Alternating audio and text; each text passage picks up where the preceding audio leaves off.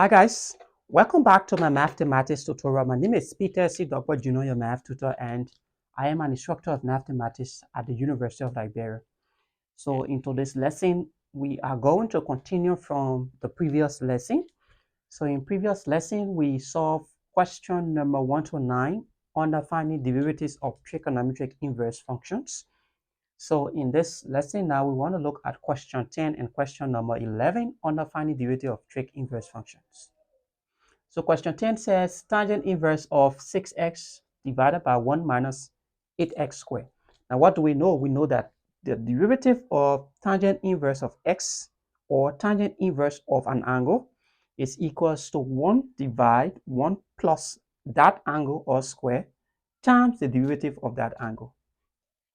So we can now use that formula now. So y prime is just equal to 1r over 1 plus, so that angle, so this is the angle, so we square the angle, so it's 6x, we square the numerator, and we also square the denominator.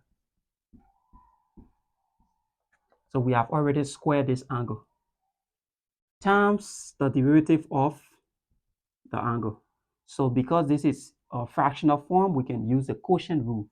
That is, we hold the denominator 1 minus 8x squared, and we differentiate the numerator. The derivative of 6x is just 6 minus, we hold 6x and now differentiate the denominator. The derivative of 1 is 0. The derivative of 8x squared, 8 times 2 is 16x. Now, this is negative because of this sign. So this entire expression must be divided by the denominator, 1 plus 1 minus 8x squared all square. Now, this is the quotient rule that we did in previous lesson. So we can further simplify now. We have already differentiated. So this time this, right? So we multiply this and this. We have 1 minus 8x squared all square plus 6x squared now is just 36x squared divided by 1 minus 8x squared all square times, now we have 1 minus 8x squared all square. So what do we notice? We notice that this can cancel this one because it's like having the denominator like this. So you have two fractions, so we can cross these two out. So in the numerator, 6 times 1 is 6, but we can just factor out 6 because 6 is common to both of them. We bring 6 outside.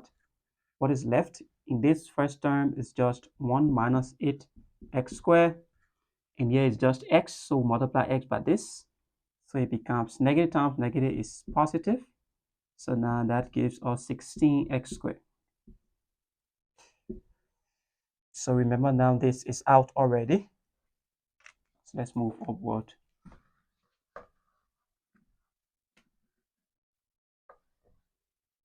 So we have y prime to be equal. So this whole thing is the numerator. So that is 6. Now what is left in here? We can simplify this and this. They are like terms. So 8 from 16 is just positive 6 or positive 8. So it's 8x squared plus 1. Divide. Now this is within the denominator, so we can just expand this. So it's like a plus b or a minus b all square is equal to a square. You square the first plus you square the second minus, because yes, minus, then you say 2 times the first term and the second term, so 2 times ab. So the same thing here, we square the first term is just 1, we square the second term is 64 x to the 4th power plus 36 x squared. So what else again do we have? That's just what we have. So can we simplify further? Can we simplify further? We cannot, so let's just leave it as it is.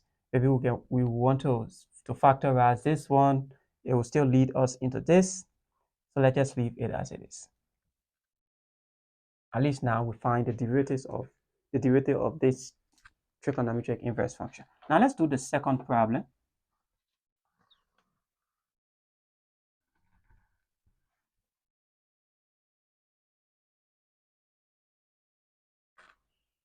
So question 11 says y equals to secant inverse of the root of 1 plus x squared.